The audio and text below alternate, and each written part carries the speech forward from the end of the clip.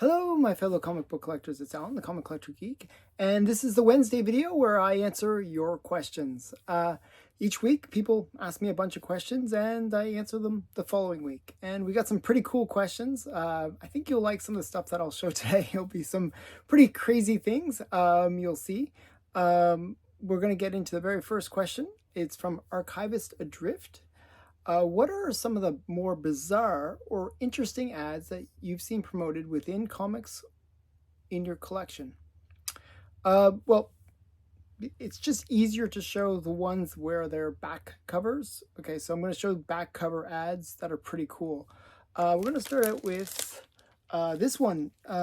Now, normally you would see, like in the Golden Age especially, like Daisy rifles or Daisy guns. I guess they're not quite rifles, but yeah. And this is one that I thought was really interesting. Now, this is not a Daisy gun, but it is a Tommy gun. So rapid fire gun. So basically, for $3.79, you can get a machine gun, basically. Well, a Tommy gun. So yeah, I think that's kind of cool. Because kids need more firepower. I don't know, it's kind of crazy. So, and then another thing that I think is interesting is sometimes you'd have like on kids comics or on random boys comics, you'd have ads for very female things. So this is a pre-code horror cover, or not, yeah, you've got Weird Tales from the Future, or it's kind of sci-fi title. And then you'd have this sort of sexy French thing on the back. I just think it's kind of interesting. So you get the nice corset on the back. So, okay. And then, next one is sometimes they would send live animals. And the next few I'll show are live animals. I was trying to find the monkey one where you could order away and get a monkey, because that was actually kind of one of the more crazy ones. But there are some pretty cool ones. I couldn't find the monkey one. I was like looking through my things. I know I have it. I just would have to go through all my slabs to find some. But I found some other cool live animals that you could get through the mail. And this is one where you can get turtles. And they even come with like a whole turtle-y thing here. Like, a little turtle habitat. So I thought that was kind of cool. Live turtles. And live baby turtles given away with this offer. So, yeah, baby turtles. And so that's cool. And then we got, one sec here. Where was it? Yeah, here it is. This one, where it's no cost talking parrot. You can get a talking parrot for no cost, which is really nice.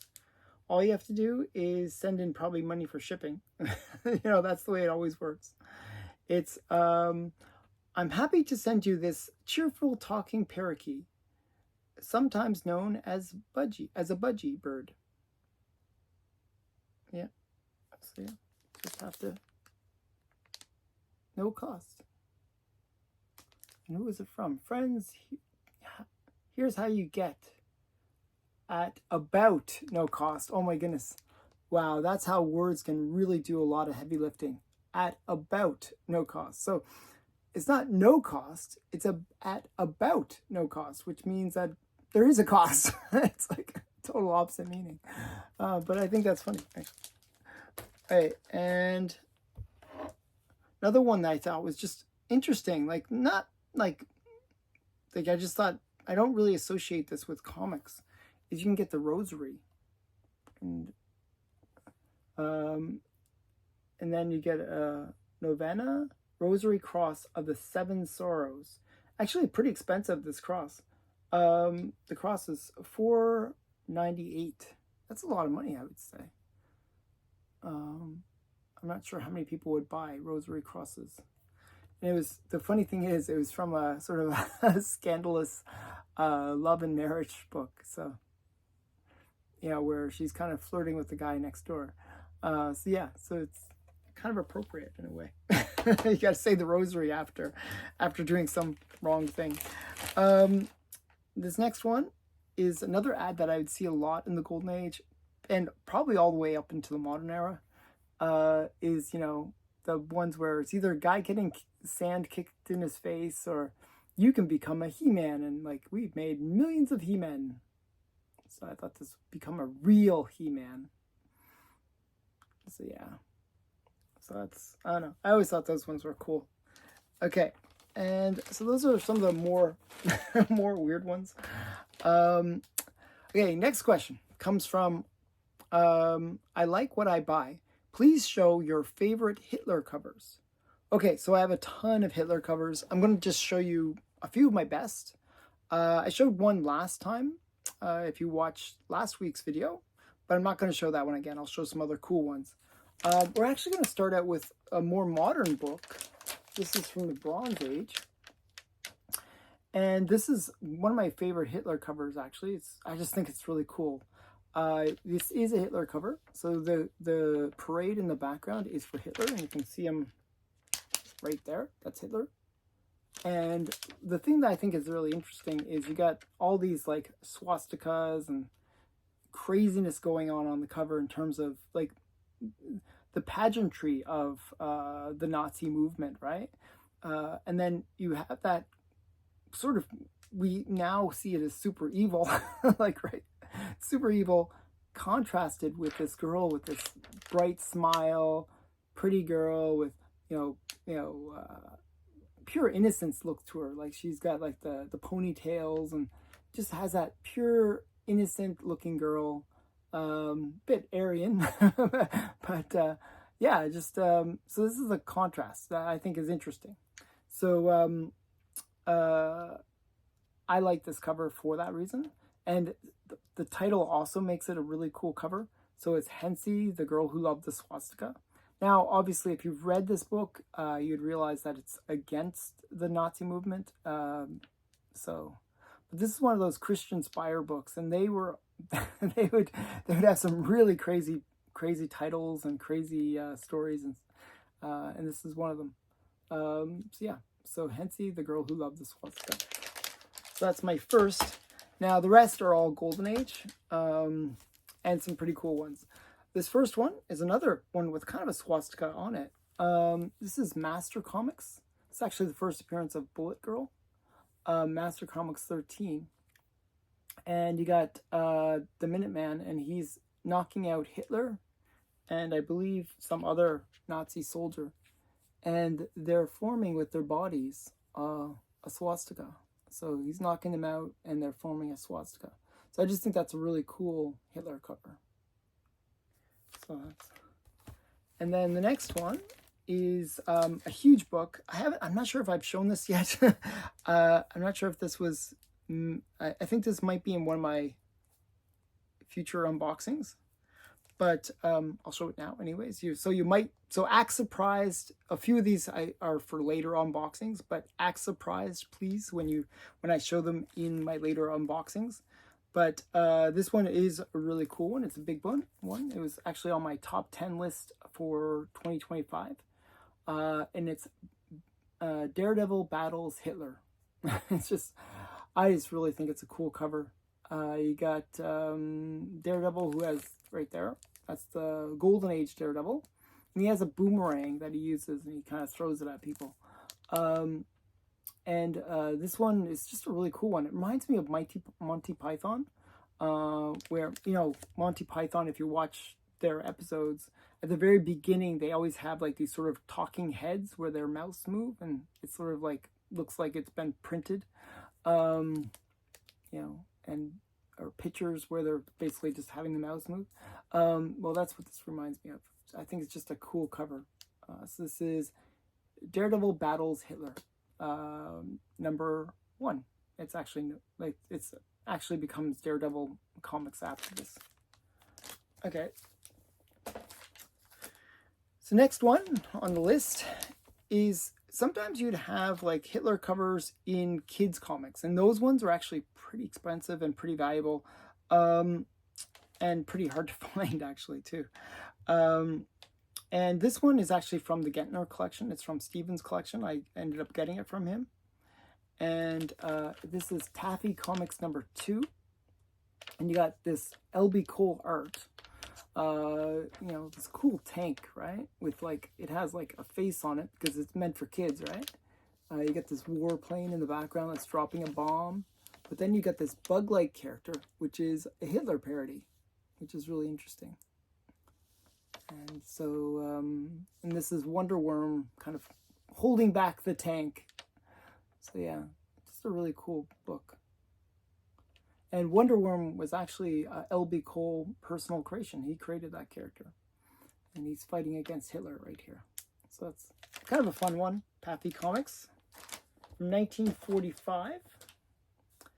And this next one is interesting because it's one of those ones where people suggest it's a Hitler cover. It's maybe not. It's similar to the kids ones where it kind of looks like Hitler. So, but this one is one that they think is a Hitler cover, but could be or might not be. And it's this one. This is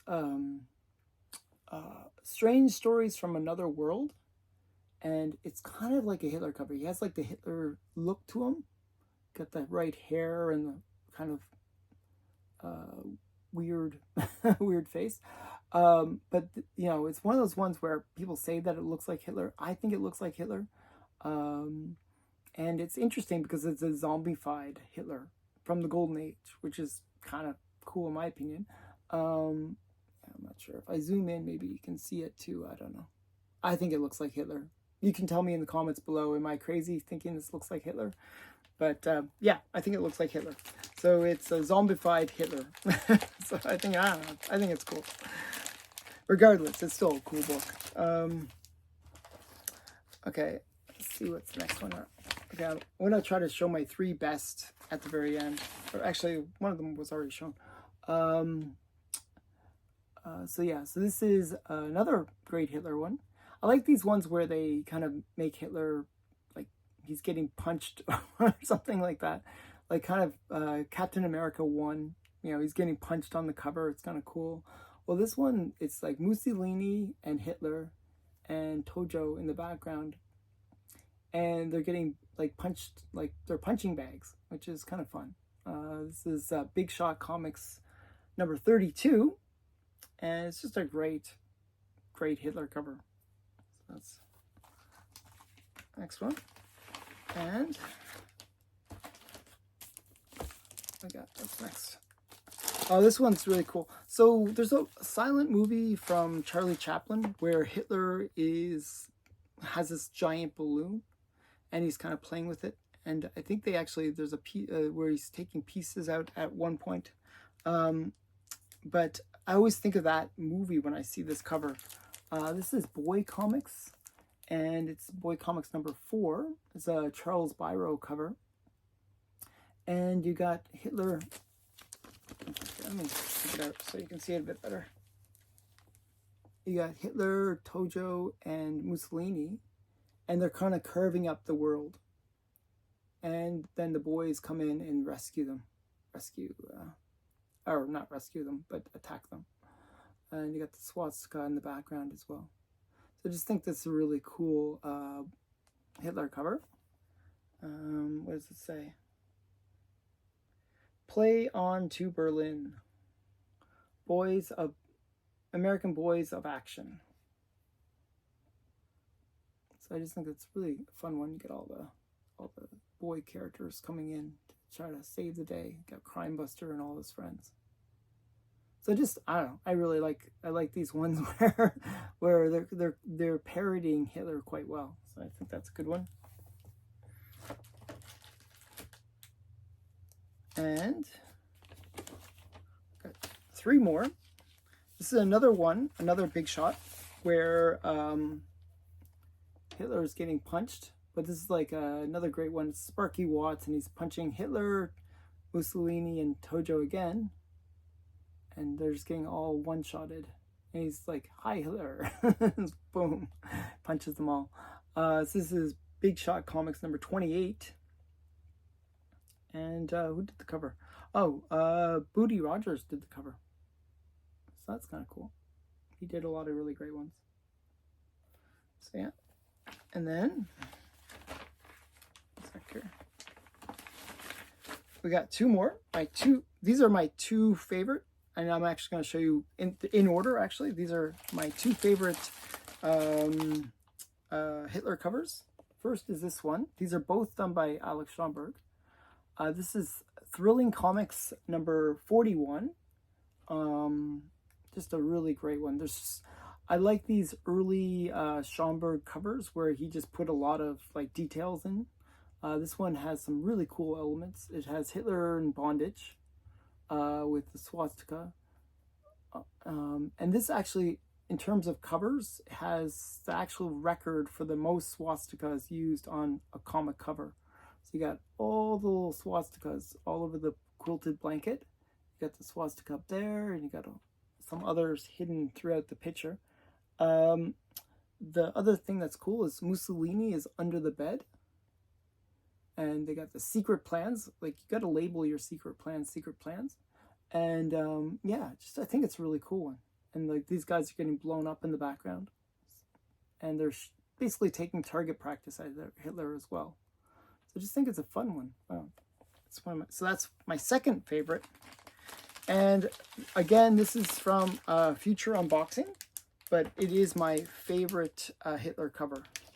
And I finally got it. It's in low grade, but no grade is better than low grade is better than no grade, I should say.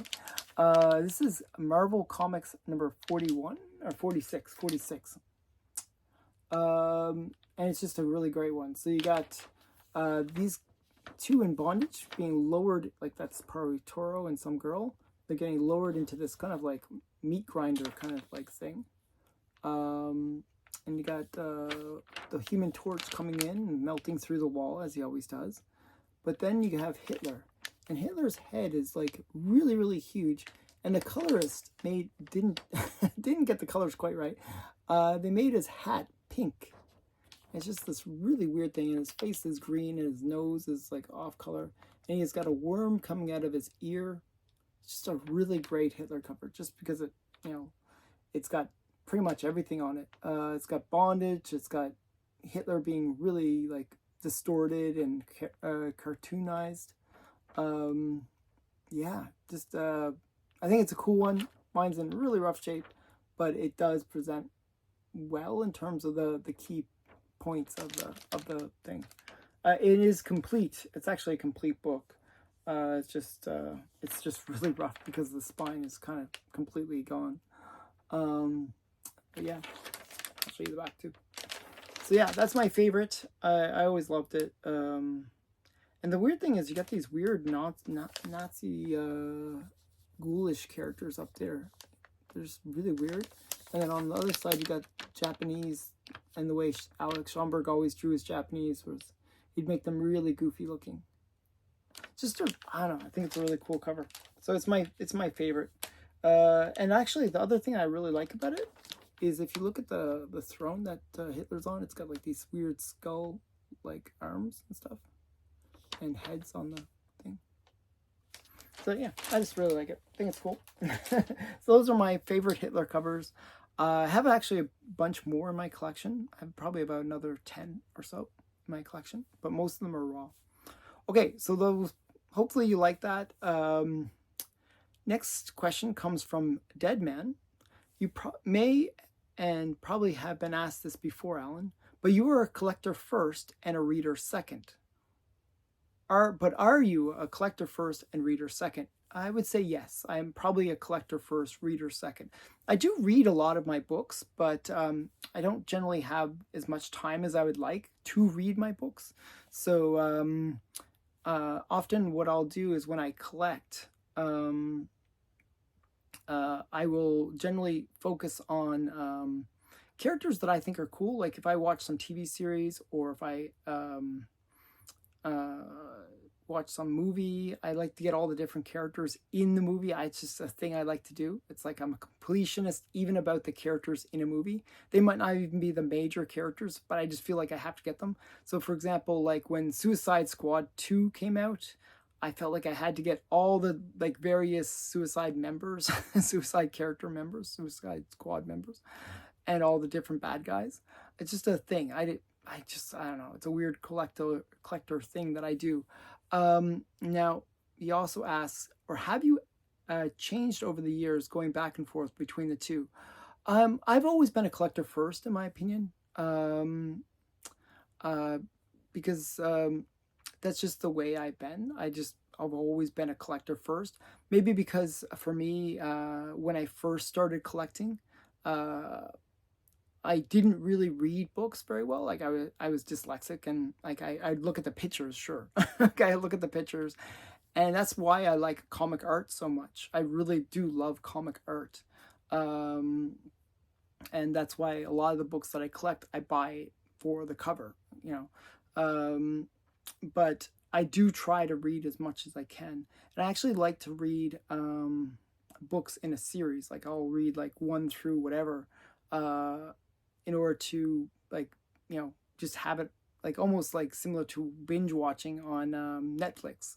I like reading it that way. The only problem is for me, then I never can remember which which book represents which story. But that's another problem I have. Um, but I asked I asked this as to me, your obsession with getting every first appearance possible can you can't be like you can't like every character you buy. So again, that's what I was trying to explain. That when I collect, I do like to get all the characters from a series or from a movie or whatever. And that's generally why I'll end up with all these random first appearances. And I like these kind of more obscure first appearances, sometimes even more than the major character first appearances. So it's kind of a weird obsession of mine. I like finding first appearances. It is the collector gene in me. So yeah, I find it interesting. There's like one character that they only appeared in one comic, and I had to get that one comic that they made their appearance in, just because I thought, wow, there's such a weird, obscure character. So I think it's Atama. I think that's her name. She was like a character from the future, and she's just sort of a weird, wonky character. And I ended up picking up her first appearance just because, hey, it's kind of a weird character. I think she's actually in the book where they talk about obscure superheroes. Okay, next question comes from Mike Swintel. Who is tied up on the cover of New Mutants 36 in the 1985 series? That would be Kitty Pryde, or Shadow Cat. Basically, what happens in the story, she's researching like Norse gods, and meanwhile, Ileana, the magic, is doing something else in the background. And all of a sudden, while she's researching these Norse gods, she sees Ileana's sword in the library that she's studying. So she picks up the sword, and in doing so, a demon gets summoned. And then she's in bondage after that. The demon has her kind of in his grips, and he's like hanging her from it, almost like from a chain around his neck. And that's the cover. That's what the cover is. So I actually read the story in order to answer your questions. So, see, I do read books. Next question comes from Robbie Josephs.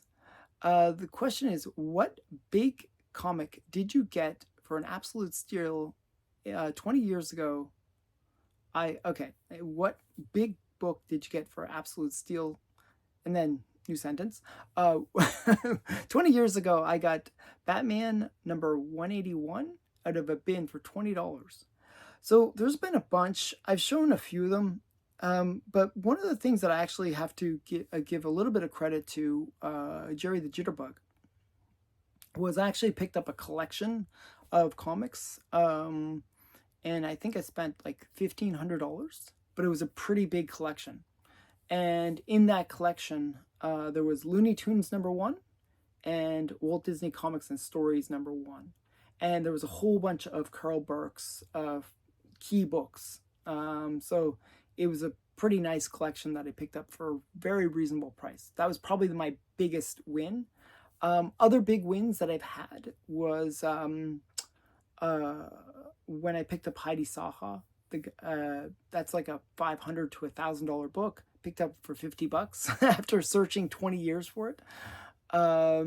Another one that I picked up really, really favorably is Vampirella #1. I picked up a collection of Warren books, and it just happened that Vampirella #1 was in there, and yeah, it was like it was like I think I spent total was $50, and I got a bunch of big books, and then it was an extra Vampirella #1, so I traded it and got like $100 worth of value out of that. So I doubled my money and got some other cool comics, so that was a pretty good deal.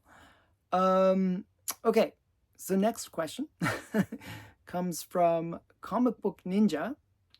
If you just started collecting comics in 2025, what would be the first 5 books that you would chase?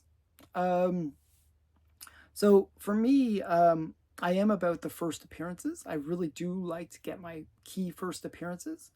I'd probably get the Uncle Scrooge first appearance, which is the 4-color with his first appearance, and then I would get which is the Bear Mountain one, by the way, Christmas on Bear Mountain, and the other one I would get would be Tip Top Comics.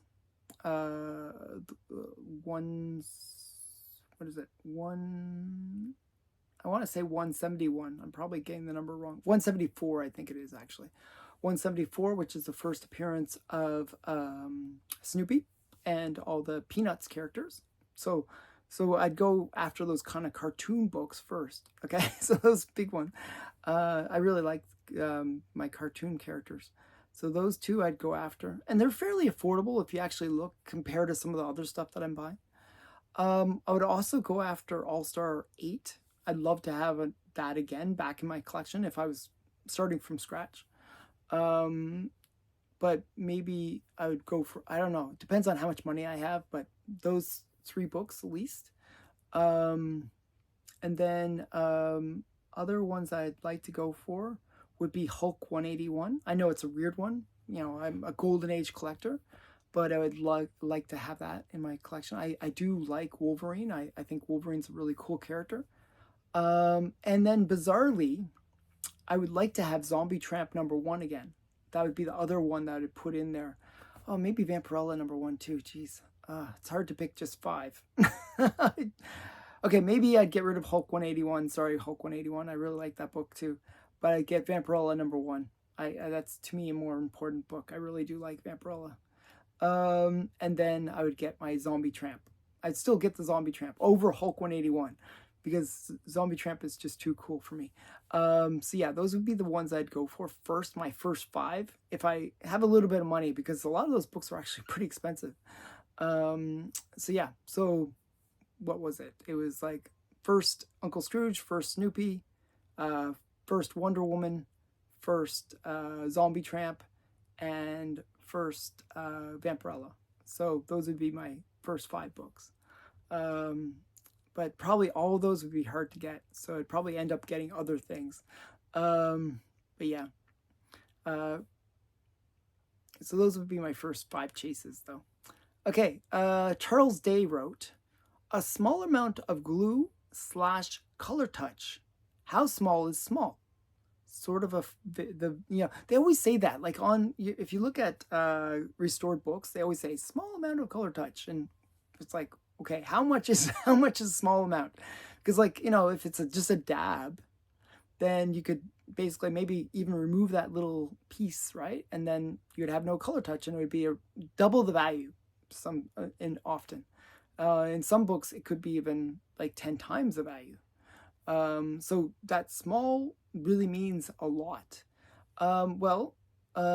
There are actual guidelines that CGC follows in terms of how much is small. And the way it works is slight. Okay, so I'm going to read their guidelines here. Slight is 1, which is the small amount of color touch. All conservation work, reglossing, interior lightening, piece fill, no more than the size of 2 binary chips. Light color touch in small areas like spine stress, corner crease, or binary chip fill. Married cover or interior pages wrapped if the work is present. So what they mean by that in terms of the color touch or glue, it'd be just a small amount, like where it's like maybe along, like, you know how you get, spine, color spine ticks. Well, you could, if a couple of those are filled in or a few of those are filled in, that would be a small amount of color touch, which is actually why color touch can be the most nasty thing to remove. Because if it's along the spine, where it usually is, well, then you removing those can actually damage the spine and really affect the grade. So the next level, so that's level 1. There's actually 5 levels. Level 2 is slight to moderate restoration, and that is color touch up to 1 inch by 1 inch. So a pretty big area, like a stamp level of color touch. The next one is moderate, which is 3, and it can be color touch up to 2 by 2, so 2 inches by 2 inches, like about that big. And number 4 is moderate to extensive, and the color touch can be up to 4 by 4, so pretty big chunk. If you look at, compare that to a comic, that's like a big amount of color touch. Boom. That's pretty extensive. Usually when people are doing that level of color touch, I've seen this on a few books where they basically draw back the piece that's missing. They draw it in. So yeah. And number 5, the highest level, is again 4 by 4. So it's still in that huge amount of color touch where they basically draw in whatever it is. So it's color touch over that 4 by 4 actually. So it could be like the whole cover could be just redrawn. And I've seen that. I've actually seen where the cover was the regular cover on top, and then all this was redrawn. It's just like, okay. And they actually did a pretty good job, but they just you could tell that they drew it. So yeah, so that's what small means. It's just like filling in those little bit those spine stress marks. But I figured I'd give you the other ones as well. Matt Likes Comics wrote, Disney or Looney Tunes, which would you rather read for 3 hours straight? I'm going to be very specific on this one. If I was going to read for 3 hours straight any comic, whether it's Disney or Looney Tunes, it would be Uncle Scrooge, which is Disney, because Looney Tunes, they're funny, they can be entertaining, but Uncle Scrooge is telling a real story, and like you can, the Don Rosa ones where you get the history of Uncle Scrooge. That's a pretty good series, and it'd be just a fun one to sit down and read. I actually did do that, so it didn't quite take me 3 hours, but it was like one of those series that's really fun to read. It's just, you get that history of how Uncle Scrooge became Uncle Scrooge. It's a fun read, and it's like I like those kind of more story-like elements where it's a full kind of more little bit serious, but still humorous story. Okay, last question. Last question comes from AG, who wrote, you have mentioned that you are a coin collector. Could you give us an overview of your collection? Why did you ultimately choose comics to invest your time and treasure in over coin collecting ultimately? So my coin collection is actually pretty extensive, and I still have it. It's not like it's disappeared or anything like that. And I still actually collect coins. I still get, the way it works is every year I get the complete sets that are available from Canada. So I get like the proof set, the uncirculated set, the silver dollar coin, and then I get the specimen set, and I get the gold coin. So it's sort of like all the possibilities you can get.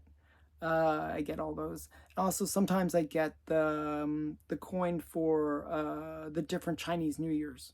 There's a special coin for that, and some of them were actually pretty cool. They would be a platinum coin in the past. They don't do that anymore. Now they're all silver. But so yeah, so I still collect coins.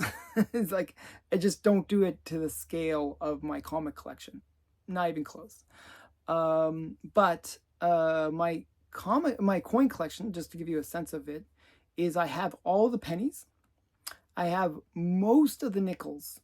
I'm missing the 21, obviously, that's 1921 silver nickel for Canada. Is really expensive. It's one of my dreams to have that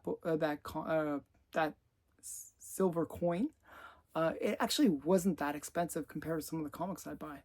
A very low grade you can pick up for a few thousand. Yeah, so that'd be one. So pennies, nickels, dimes, I go right up all the different ones. I have almost all the dollars, have almost all the 50-cent pieces, have almost all of the quarters, except for like some of the various there's variations, like the 1936 dot is a key coin that's really hard to find, so that I don't have that in the 50-cent piece or in the in the quarter. And then in the 10 cents I have almost them all as well. There's just a few that are missing, not too many, but a few. So pretty much collections of all the different denominations. And then I also collected bills. So I collected all the $1, I have all the $1 bills, have all the $2 bills. I think I have all the $5 bills, have all the $10 bills, have all the $20 bills as well. And I have a few $50 bills, not as many 50s. And I have a few of the $100 bills. And then I have some rare variants as well. So I have a pretty big bill collection as well. And then in terms of that's all Canadian coins, but I also did the same in the US. So I have all the pennies, or not all the pennies, but a pretty good penny collection going all the way back to, I think it's 1865 is the first American, there's actually earlier ones than that, but the bigger pennies from the US. And then I have like the nickels and so forth. But my US collection is less complete. It's fairly complete, but not complete. It's not like the Canadian one. And I go all the way up into the dollars as well for that. The silver dollars, I really don't have that many, to tell you the truth, but and I have a few gold coins from the US as well. Also I have some British collection. I have to think about all the things that I have. It's a pretty big collection, actually. My coin collection was actually pretty big. I have pretty much all the British sets going back 20, 30 years. And then I have what I would do in the British collection was a little different than Canadian. I really liked collecting royalty. I liked getting all the different kings and queens. So I think I have all the kings and queens back to Canute. So going all the way back. So, King Charles II, Elizabeth II, King Charles VI, Fifth, King Edward, and then Queen Victoria, and then I think it's William. And then it's, so I go all the way back. I used to remember it all. I don't remember it all right now, but I have William and Mary and all those ones. And then I have Queen Elizabeth I and Charles, all the Charleses, and then all the Georges, but all the way back to Canute. So, you know, I have King John, which is a cool one. You know, there's some pretty cool ones that, you know, I love that little history that are associated to the coins. So I even have some Roman coins. I have actually a pretty cool little collection that I got for Roman collection. Um, so yeah, so it's a pretty cool coin collection. I could probably babble about coins all day too. Um, but yeah, ultimately I switched over to comics because I actually love the art for comics. I really do love the art, and I do love the characters. I'm a very much a pop culture collector. That's why when I said, "Oh, I collect all the characters from certain movies or TV series," well, to me, that's like collecting pop culture. And I do love art. You know, I love all these covers. I think they're cool. You know, so part of the reason why I started collecting bills was the art was bigger, you know, than a coin. Coins are fairly small, and I kind of liked it on that bigger format. And comics are just that one step bigger, where you get this, you know, beautiful artwork, or you know, sexy girl on the cover, or you know, cool character, or some Hitler cover, or some crazy thing going on the cover, and I enjoy that. So that's ultimately why I went in the way of comics. I just think comics are cool. So yeah, so that's hopefully that makes sense. Um, so yeah, hopefully you guys enjoyed these questions. If you did, please give me a thumbs up. And if you have a question you want answered, put it in the comments below and I'll do my best to answer it. Okay, thanks again for watching. Bye for now.